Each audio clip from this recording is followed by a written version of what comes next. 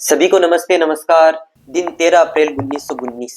अक्सर तारीखें याद नहीं रहती, पर कुछ तारीखें ऐसी होती है जिनको हम भूल भी नहीं सकते। तो आज हम उसी तारीख की पूरी कहानी को समझेंगे और कुछ अनटोल्ड फैक्ट्स भी जानेंगे। जी हाँ, हम बात कर रहे हैं जलियांवाला बाग हत्याकांड की। इसी घटना पे केसरी नाम की एक मूवी आने वाली है अनटोल्ड स्टोरी बताने के लिए।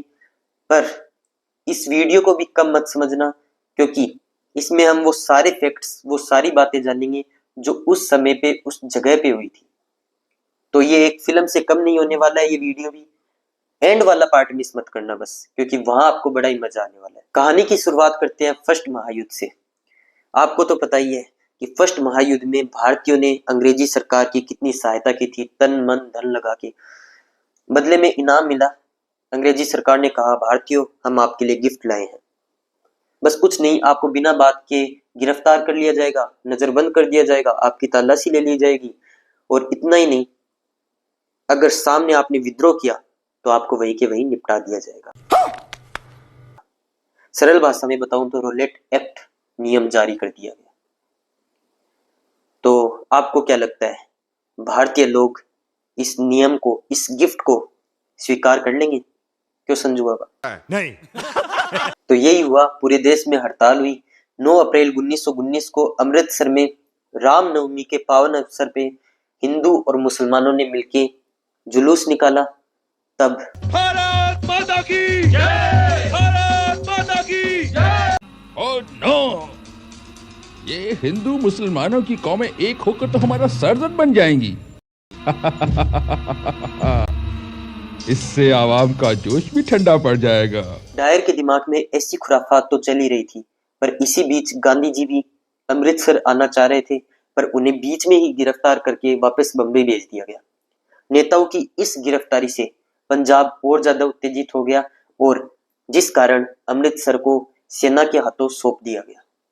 और आपको तो पता ही है, वहां सेना का सर्वेसर्वा था जनरल डायर। 12 अप्रैल तक अमृतसर एक सैनिक कैंप बन गया था।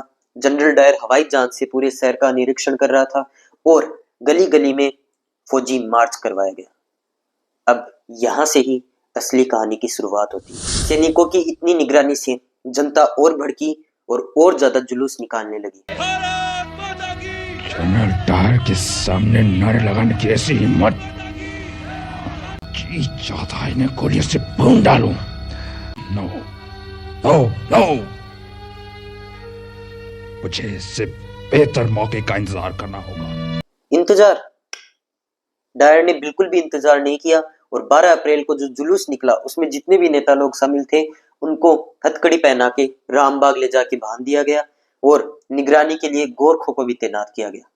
दमन चक्र सख्त होता जा रहा था। 13 अप्रैल 1919 बैसाखी का दिन।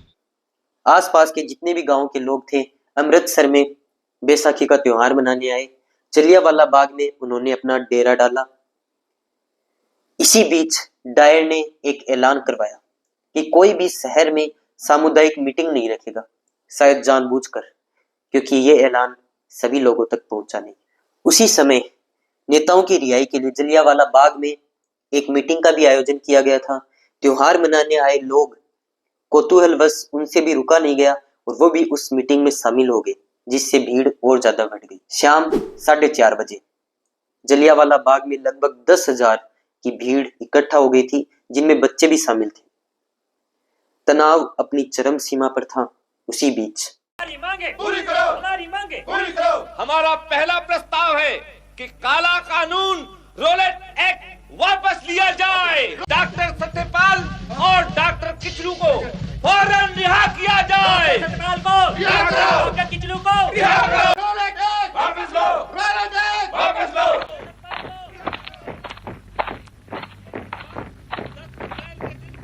सभा चल रही थी, और उधर डायर अपने सिपाहियों के साथ जलियांवाला बाग के एकमात्र दरवाजे पे पहुंच गया था।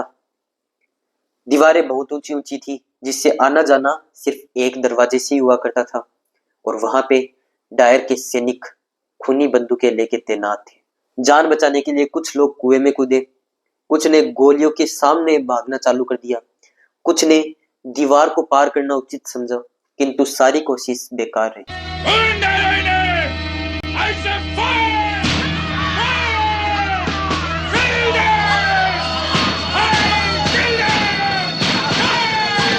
पूरे 10 मिनट मौत का नंगा नाच हुआ और जब वो मौत का दरिंदा उस दरवाजे से निकला तब रत्ना देवी वहां पे पहुंची और रात भर रतन देवी वहीं पे लोगों को अपना दम तोड़ते हुए देखती रही। शहर में कर्फ्यू होने के कारण कोई वहां पे पहुंच भी नहीं पाया। सरकार ने घायलों के इलाज के लिए कोई इंतजाम नहीं किया। गोली जिनको लगी उनमें छोटे बच्चे भी शामिल थे। किन्हीं की आंखों में गोली लगी तो किन्हीं की बाहों में। सैकड़ों लोग वैसाखी के दिन अपनी मातृभूमि पे विदेशियों की गोली का शिकार बन गए। और इतना ही नहीं, डायर ने अभी भी अपना दमन चक्कर चालू रखा और लोगों को जलील करने के अलग अलग तरह के हुक्म देता रहा। जैसे कुचा तेवारिया में मिस शेरवुड को लोगों ने पीटा था और वहां पे उनको रेंगने में मजबूर कर दिया था, तो उसने हुक्म दिया कि जितने भी भारतीय वहां से गुजरेंगे वो भी रेंगते हुए उनको जाना पड़ेगा। लेकिन डायर ने उस बात का ख्याल नहीं रखा कि उसी कुचा तेवारिया में शेरवुड को एक भारतीय परिवार ने शरण दी थी और उसकी सेवा भी की थी। डायर हुक्म पे हुक्म जारी करता रहा। उसने मार्शल लॉ लागू कर दिया पंजाब पे, जिससे पंजाब से खबरों का बाहर जाना बंद हो गया था। और यही एक मेन कारण था जिससे हम सभी भारतीयों को इस खबर का पता, जलियांवाला बाग हत्याकांड का पता कुछ सप्ताह बाद मिला। अब वह समय आ गया है कि जो सम्मान पदक है वो श्रम पदक जैसे लग रहे हैं। ऐसा कह के रविंद्रनाथ टैगोर ने अपनी सर की उपाधि तो लौटाई दी थी, साथ ही भारतीयों के मन भी दुख, ग्लानि और आक्रोश में आ गए थे। अभी आपको भी गुस्सा आ रहा होगा जनरल डायर पे, तो अब वो समय आ गया है जब मैंने आपको कहा था कि लास्ट में बड़ा ही मजा आएगा आपको, एंड वाला पार्ट मिस मत करना। तो वो पार्ट अभी चालू होगा जब मैं एक जज बनके उस जनरल डायर से प्रश्न पूछूंगा। General Dyer, yes sir. आपने सॉरी कमीने, तूने जलियांवाला बाग में पहुंच के क्या किया? गोली चलाने का हुक्म दिया। क्या ये हुक्म तूने फौरन दिया? यस, मैंने पहुंचते ही गोली चलाने का हुक्म दिया। क्या वार्निंग नहीं दी थी? नो, क्योंकि हमारे सुबह के ऐलान के बावजूद भी लोग जलियांवाला बाग में इकट्ठे हुए थे। उन्हें कोई भी मीटिंग करने से मना कर दिया गया था। वैसे उन्हें मेरे आने की चेतावनी तो मिल ही गई होगी। तो फिर गोली चलाने का क्या मतलब था? मेरा मकसद गोली चलाकर फीट को तितर बितर करना नहीं था। मैं चाहता था कि इस तरह की फायरिंग के बाद पूरे पंजाब के लोगों में कुछ ऐसा डर बैठ जाए कि दोबारा ऐसा करने की हिम्मत ही ना हो। तू हिम्मत की बात कर रहा है, दोबारा ऐसा कोई सोचे भी नहीं। इसलिए ये कोर्ट इस डायर की जीवन डायरी के पन्ने यहीं पे खत्म करने की अर्थात फांसी देने का आदेश देती है। काश मैं या ये चाहने वाला कोई भी भारतीय नागरिक उस जज की जगह होता, पर आपको तो पता ही है उस समय अंग्रेजी सरकार, अंग्रेजी जज, हम हिंदुस्तानियों को न्याय कहा। तो वहीं पे उस डायर को बरी मिल गई। हंटर जांच समिति जो उस अंग्रेजी सरकार द्वारा बनाई गई थी, उसकी कार्यवाही बस उस हत्याकांड पे लीपापोती का काम करती रही। केसरी चैप्टर 2 जो ये मूवी आने वाली है उसका ट्रेलर देखा था मैंने अभी, तो उसमें भी ये देखने को मिलता है कि जो पक्ष और विपक्ष के वकील है दोनों हिंदुस्तानी है। ठीक है, तो ये फूट डालो वाली नीति तो इनकी बड़ी फेमस है वैसे भी। तो इस तरह ये हत्याकांड इतिहास के काले पन्नों में दर्ज हो गया। अब इसकी चर्चा पूरे विश्व स्तर में की जाती है। तो इस एपिसोड में आपको कई अनसुनी बातों का पता लगा होगा। प्लीज इस वीडियो को अपने दोस्तों, अपने परिवारजनों के साथ शेयर करो ताकि सभी को पूरी बात का पता लग सके। आज के लिए इतना ही, धन्यवाद, जय हिंद।